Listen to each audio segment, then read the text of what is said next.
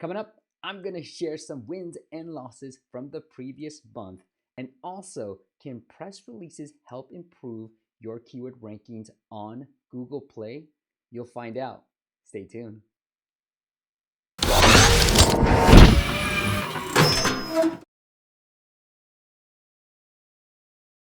What is up, App Nation? It is Steve P. Young, founder of appmasters.co. And in this video, I want to talk all about what happened last month, May 2016, and talk about some of the lessons. I think I want to do this on every month, and I'm going to try to do this every month because it'll force me to run a lot of experiments for you. And I want to share some of these experiments that we ran in May and some of the lessons that we learned through that. And the key, and I'm gonna put a blog post together about this case study because I wanna run one more test, but we're trying to test out if press releases can help you with your keyword rankings on Google Play. So if you wanna get access to this blog post and know when it comes out, make sure you're subscribed to the App Masters email list. Right now, go to appmasters.co and click on any blog post and sign up for that email list. And you'll be the first to know if press releases can help you rank better for keywords on Google Play. All right, but let's get to the content of this video. Let's talk a little bit about what happened in May 2016, last month. So just some of the wins. All right, we had some really awesome wins in May, and we didn't have too many app launches, which actually makes it a better story because we had a lot more wins given that there weren't that many launches. So our win percentage was huge, right? So number one, our app. So I started, for those who aren't familiar or following along that closely, which is fine. I don't expect you to know everything about me, but I started this game publishing company because I'm leveraging some of the tactics I've used for clients and now using it for my own apps. And this app, Paintball Rush, was actually featured by Apple in China. Now we actually pitched the US App Store manager, and I think what happens after that is he was receptive to it. So I sent over the spreadsheet, filled it all out, and then he, I think, internally sent it out to the rest of the editors, and China loved it. And just so you guys know, in China, from that feature, we got about 30,000 downloads from that whole week. So it was just in China.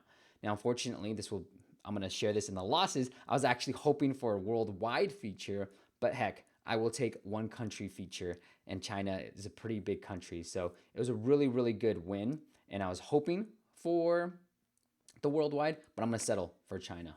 And if you're not familiar with this, I'm going to link up the blog post that I highlight how to get featured by Apple, and says the same strategy that we use to pitch the Apple contact there. The other huge win was one of our clients, Steve, the Jumping Dinosaur. If you're not familiar with this game, you got to definitely go check it out. It's a game that allows you to play straight from the notification widget. So it's a really cool app. But Steve, the Jumping Dinosaur, it was featured on TechCrunch. So really cool. And in my lessons, so a little tease, in my lessons part of this video, I'm going to tell you how this all occurred. Steve-O here is the one who actually, if you guys are familiar with the podcast, he was interviewed, one of my past guests. He was interviewed on the podcast. So I told Steve about the story, and he wanted to cover it. So it was really cool. But this app was acquired by Generic Games. Really cool indie success story. And if you haven't heard that podcast, I did an interview with Yvonne, and you can hear how he created the game and his whole backstory too. Really brilliant story, really cool. Another success story was Mad Hat, another client of ours, got covered on Mashable. So a little PR tip for you guys following along. Carissa Bell is a writer on Mashable, and she writes a roundup every weekend of 5, I think it's now recently 7 apps you have to definitely check out this weekend. And I generally use that to pitch her. And I say, hey, Carissa, here's a great app for your roundup. And you can do the same thing. And we got Mad Hat on there. And she really likes a lot of the creative type of apps. So photo, video type of things generally make it on. A few games we've gotten onto Mashable. But anything sort of creative and that fits the Mashable sort of brand, you can likely get it on to her roundup. And we've seen some really good results by being featured on Mashable. We've seen anywhere from, I think it's 40 to 50% increases in downloads just by being on Mashable, even though you're one of 5. So really helps to be on Mashable.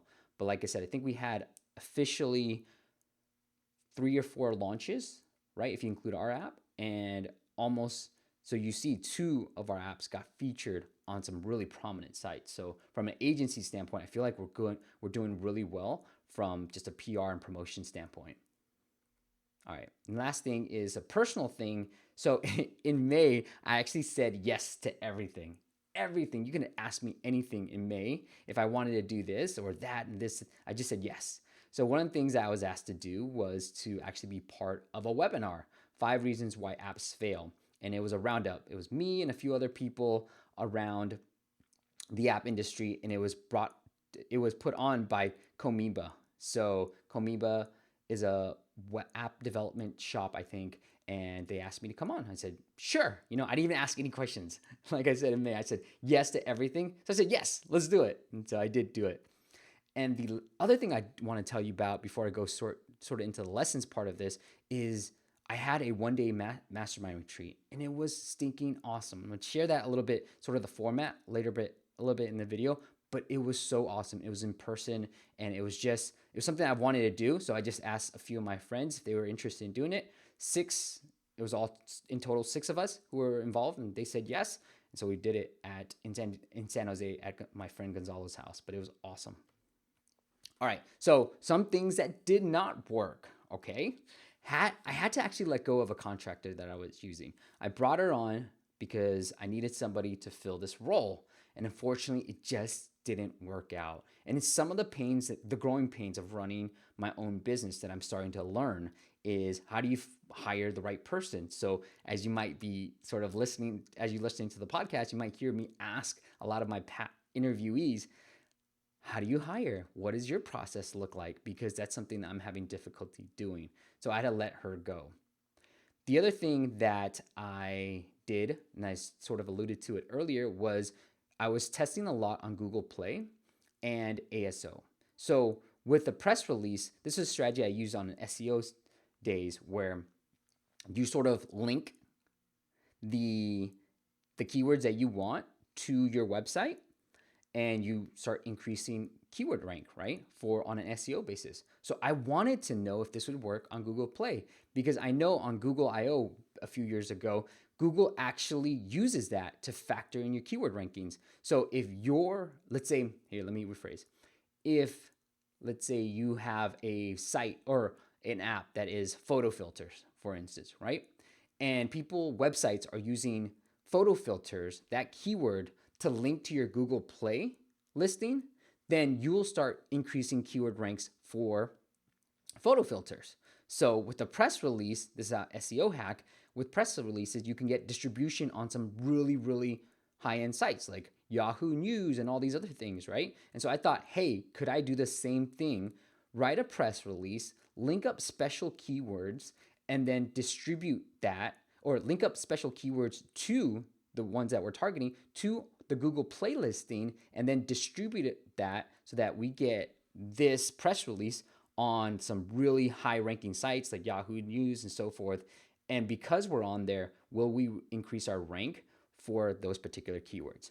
So what happened is I need to do more tests, but one worked. We actually helped our client increase rank for some terms that he was using. It was a phrase, right? And we had a couple of different phrases in the press release linked to his Google Play app listing, all right? That one worked. I can see it on the day that we distribute the press release. You're starting to see an increase in keyword ranks, okay? It wasn't high. We didn't get into like the top 10 because we started from a low barrier, but this was, again, a test, and we got it up there. I think we jumped maybe 10 to 15 spots. The other time we did it for an app name. Now, this particular client wasn't ranking for, let's say, Instagram, right? He made up this name. He wasn't ranking at all for this particular keyword. And so I said, okay, let me try the same strategy. I did a press release because we're launching his app anyways. I already wrote a press release for him, and I linked up his app name to the Google Play listing. Now, this is more natural, right? From that perspective, it's more natural to have your app name linked to your Google Play listing. Unlike the first one, which isn't so natural, we kind of forced it in, but it worked. This one actually didn't work. We didn't see any increases. We didn't get any indexed at all. But I'll tell you what did work. So I ran the black hat ASO strategy on that particular keyword, and boom, we're now in number one. So I'm gonna do a future case study, but it seems like the black hat ASO strategy, where I use App Store reviews to sort of play around with ASO, that works a lot better than just this press release strategy. Okay. And the other loss that I kind of alluded to earlier too was Paintball Rush was not featured worldwide. It was featured in China, which is a win. I'm gonna take it. Okay, you got to celebrate the small wins. But unfortunately, I wanted the worldwide feature, and we didn't land that. So, didn't work. That. All right, I want to end with this. Some of the lessons that really, really mattered. Now, this was a video a couple of weeks ago. Relationships matter. I mean, gosh, it matters. Steve-O here wrote about that because he did an interview. I really started to nurture that relationship, build that relationship. And heck, I really like the guy, right? And so it's all about relationships. I know it all matters, and it's so powerful, right? Because of this podcast, because I get to interview a lot of people on this podcast and really take what's the right word? I'm very curious about them, right? I want to make them the focal point of the interview. It so matters. And I always try to find one or two things that we have in common so that we can build upon that, especially in the very start, right? It's so hard to figure out what you have in common. Those common things are what separates it. And for Steve, we had something in common where we were podcasters. I knew he was a fellow podcaster too, and he had a mic. And so we're kind of sharing, after the interview, we're sharing photos about what our setup looked like. And that's all it took, right? That's how you nurture a relationship. Find that little one or two things that you have in common, and just that's it. We'll start there, and then we'll grow out, right? The other thing is something that I've talked about a lot, but I want to remind you, is to leverage Product Hunt for more press. That's what we did with Mad Hat. It was featured on Product Hunt. It was submitted by a moderator or somebody with a pretty big following on Product Hunt. We didn't even get that many upvotes, frankly, on Product Hunt. But at the same time, when in my pitch to Carissa for Mashable, I said, hey, Carissa, this is an app that's being featured by Product Hunt right now. And I said, would love for you to consider it for your roundup post this weekend. And I went into the pitch, what the app was about, here's some links, and so forth, right? So you really have to leverage it. If the app was doing really well on Product Hunt, I would include a screenshot. If it's one or two, I include a screenshot when I'm reaching out to the press to try to leverage Product Hunt. Because unlike other publications, right? If you went to Mashable and said, hey, I was just featured on TechCrunch, Mashable is going to say, why do we need to feature it? But unlike that, Product Hunt is sort of community driven. So they don't compete. Mashable's not going to think, oh, well, you've already been on Product Hunt. Why do I have to actually look at you? And a past client of mine who was featured on TechCrunch actually got covered by TechCrunch and said, hey, how did you find out about us? She said, look, we saw it on Product Hunt. We saw it on different publications, and it then decided to feature it. So you don't want to mention, I think what I've heard from reporters is that they usually don't like that you've been featured on other websites, especially big websites that they might compete with, because then what's the point of covering you? But if for Product Hunt, it is okay, right? The other thing is hire slow, fire fast. I'm sure you've heard it 1,000 times, and I almost needed to go through it myself to do that. But I hired this person that I let go of last month pretty quickly based on, I thought her organization skills were good, but I said, forget it. Lesson learned, fire fast. So I did let her go really fast. Said, it's not working out. You made two critical mistakes that I did not appreciate. I just let her go really quick. And the other thing, I'm reading The Virtual Freedom by Chris Ducker because I'm a big fan of just-in-time learning, right? I'm trying to grow out this team. And so this is a really critical book for me. But he says, hire for the task, not the role. I think that's how he puts it. I'm paraphrasing here. But hire for the person that is for the special task. I should have hired somebody who is a product manager or a project manager and a PR person. Those are two separate people I should hire instead of trying to find somebody just like me who can pretty much, I'm trying to clone myself. I couldn't do it, and you can't do it. So really hire for the task rather than the role. And that's what I've learned through this. So now I'm just hiring somebody just who's really creative and PR/growth hacker, right? And we may not be a good the good opposite, meaning like we as growth hackers are not good with organization, which is fine, but I can find somebody for that. But at the same time, I need to hire for actually the task at hand. And lastly, in-person mastermind. Holy cow, so phenomenal. My mind was blown. It was 6 people.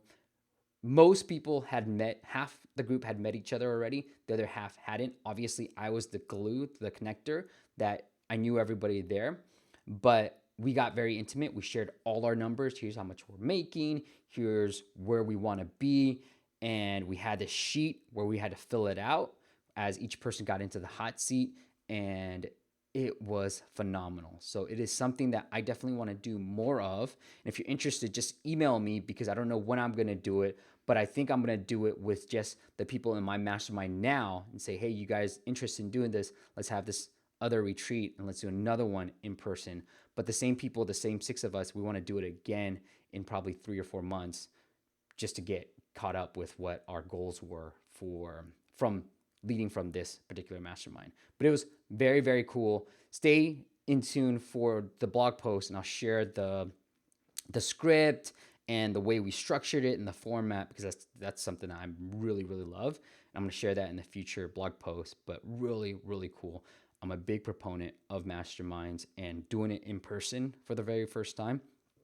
Wow, I was blown away. And the fact that we got so personal and we opened up really, really took it to another level. And I think it helped a lot of people. Everybody said they loved it. They really had a good time. And the fact that I know that they had a good time is everybody started planning the next one, right? That's when you know people really loved that particular mastermind and the idea.